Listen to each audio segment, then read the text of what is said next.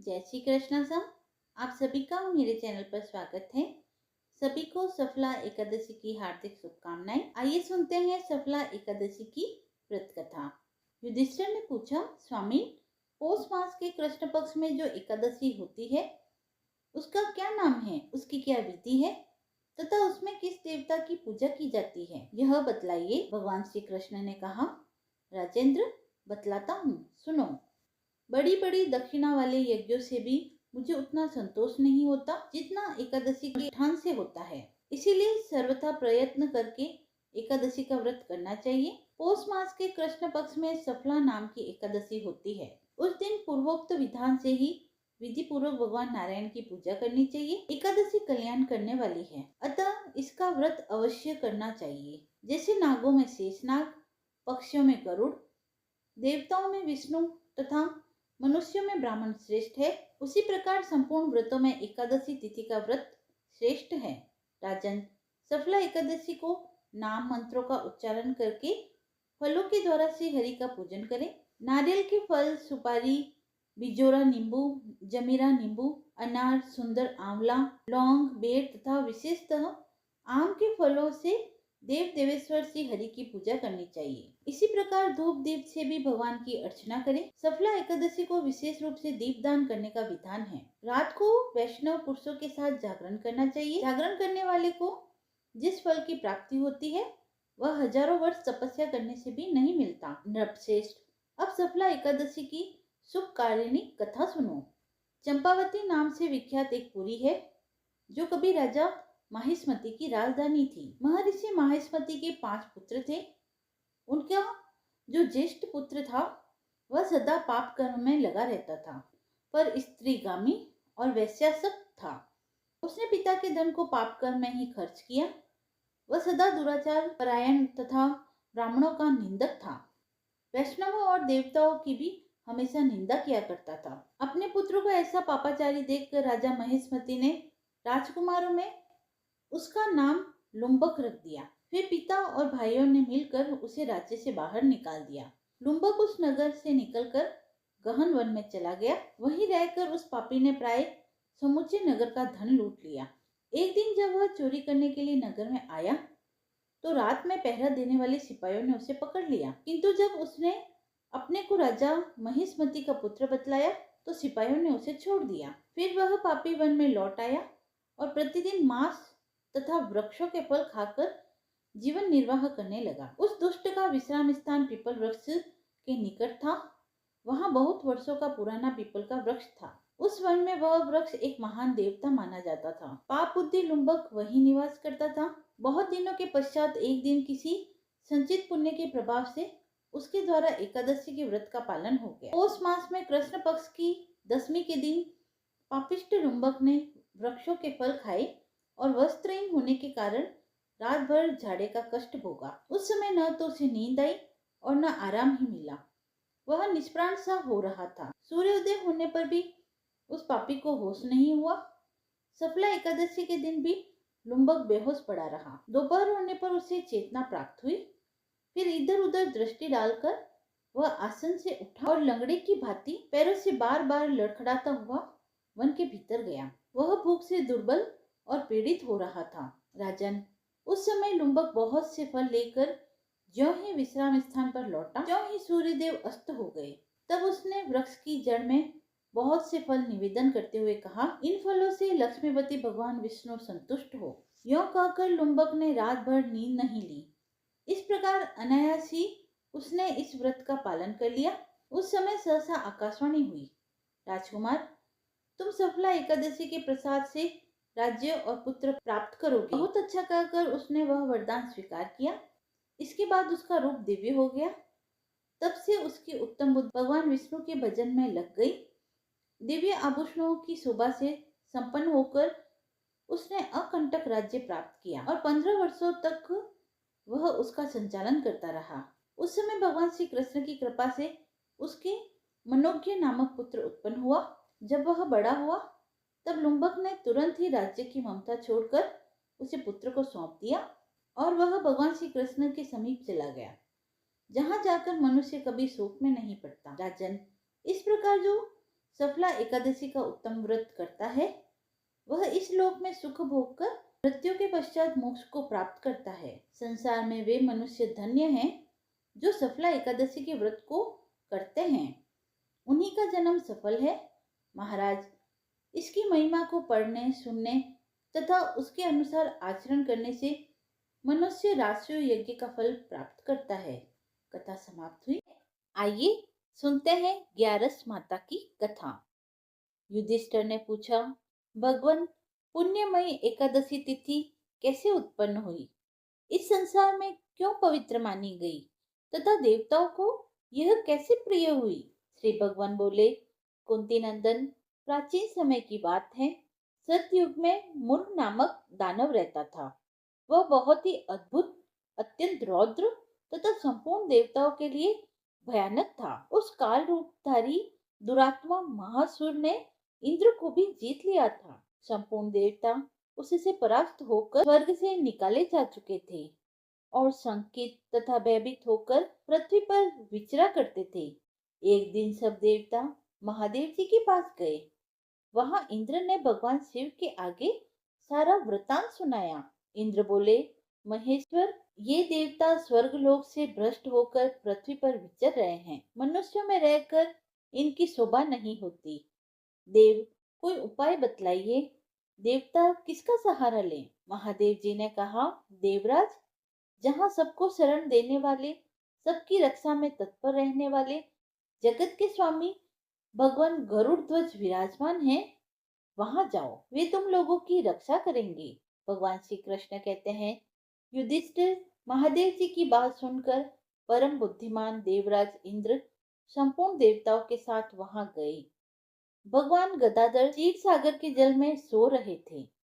उनका दर्शन करके इंद्र ने हाथ जोड़कर उनकी स्तुति प्रारंभ की। बोले, देव देवेश्वर, आपको नमस्कार है। देवता और दानव दोनों ही आपकी वंदना करते हैं। मधुसूदन, हम लोगों की रक्षा कीजिए। जगन्नाथ, संपूर्ण देवता मूल नामक दानव से भयभीत होकर आपकी शरण में आए हैं। भक्तवत्सल, हमें बचाइए। देव देवेश्वर, हमें बचाइए। जनार्दन, हमारी रक्षा कीजिए, रक्षा कीजिए। दानों का विनाश करने वाले कमल नयन, हमारी रक्षा कीजिए।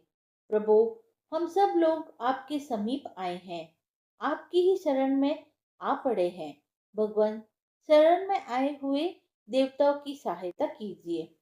देव, आप ही पति, आप ही कर्ता और आप ही कारण हैं।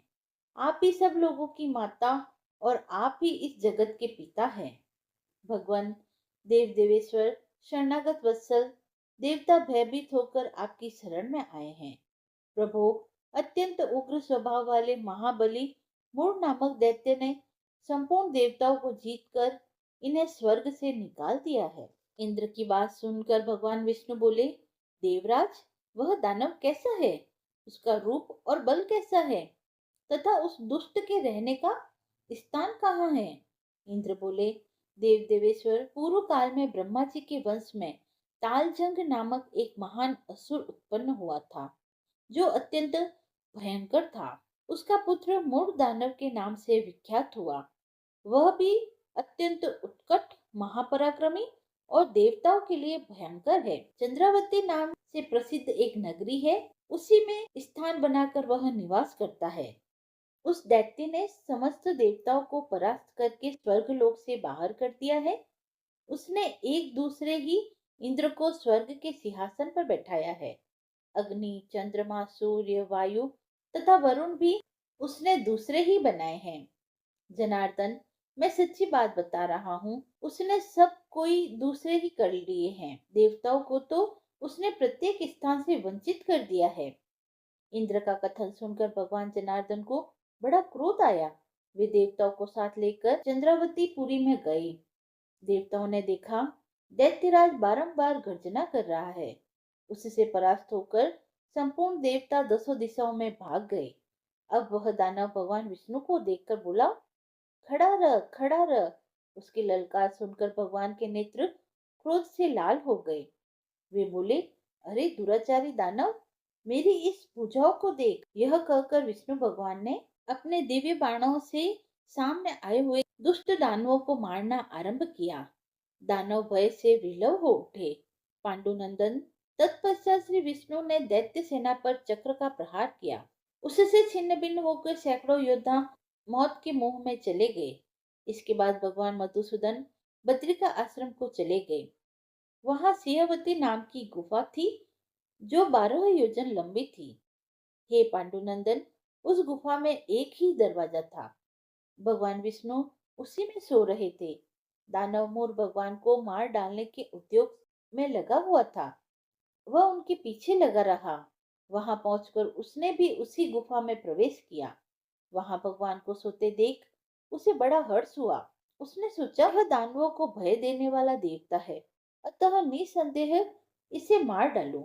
युधिष्ठिर दानव के इस प्रकार विचार करते ही भगवान विष्णु के शरीर से एक कन्या प्रकट हुई, जो बड़ी ही रूपवती, सौभाग्यशालिनी तथा दिव्य अस्त्र शस्त्रों से युक्त थी।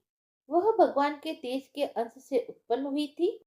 उसका बल और पराक्रम महान था। युधिष्ठिर दानवराज मूर ने उस कन्या को देखा। कन्या ने युद्ध का विचार करके दानव के साथ युद्ध के लिए याचना की। युद्ध छिड़ गया। कन्या सब प्रकार की युद्ध कला में निपुण थी। वह मूर नामक राक्षस, महान असुर, उसके हुंकार मात्र से राख का ढेर हो गया। दानव के मारे जाने पर भगवान जाग उठे। उन्होंने दानव को धरती पर पड़ा देखा और पूछा, मेरा यह शत्रु अत्यंत उग्र और भयंकर था, किसने इसका वध किया है? कन्या बोली, स्वामी, आपके ही प्रसाद से मैंने इस महादैत्य का वध किया है। श्री भगवान ने कहा, कल्याणी, तुम्हारे इस कर्म से तीनों लोकों के मुनि और देवता आनंदित हुए हैं। अतः तुम्हारे मन में जैसी रुचि हो उसके अनुसार मुझसे कोई वर मांगो। देव दुर्लभ होने पर भी वह वर मैं तुम्हें दूंगा, इसमें संदेह नहीं है। वह कन्या साक्षात एकादशी ही थी।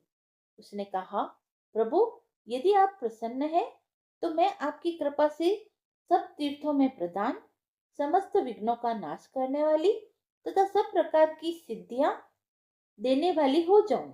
जनार्दन, जो लोग आप में भक्ति रखते हुए मेरे दिन को उपवास करेंगे उन्हें सब प्रकार की सिद्धियां प्राप्त हो। माधव, जो लोग उपवास, नक्त अथवा एक भुक्त करके मेरे व्रत का पालन करे उसे आप धन, धर्म और मोक्ष प्रदान कीजिए। श्री विष्णु बोले, कल्याणी, तुम जो कुछ कहती हो वह सब पूर्ण होगा।